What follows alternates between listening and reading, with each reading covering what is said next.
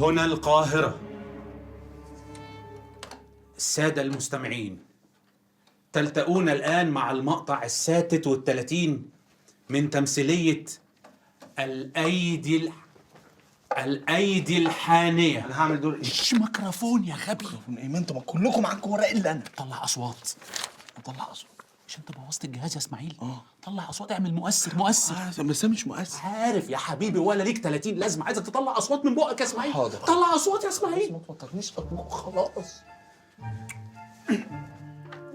في برودة الشتاء العليل، في برودة الشتاء العليل يا عويل، نوال قاعدة وحيدة حزينة يتيمة في انتظار حبيب القلب كمال، اللي بقى هو الهوى اللي هي بتتنفسه.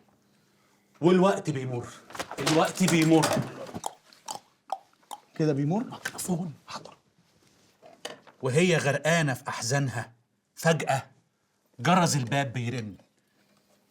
وانا هقول كل حاجه. ما تطلب طلباتك مره واحده. لم تجري نوال، الفرحة مش سايعاها عشان تفتح الباب بكل لهفة. اعمل لهفه. اعمل الباب يا اسماعيل.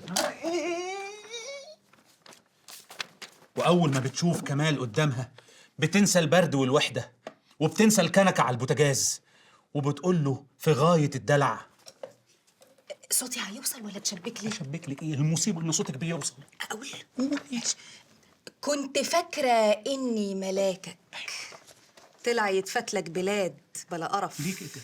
ما يقرفك يا اللي في بالي. دلع المحبين ولقاء العاشقين، لكن محسودين. ودلوقتي بيقرب منها ويمد ايده الحانية علشان يحاول يداعب شعرها الأسمر. طبعا، ومين غيرك يا ملاكي؟ يا اختي هي تلاكيك، هو حد شايف المتعبه؟ الله، بناقص اهو ترحم من الجاز اللي نقع.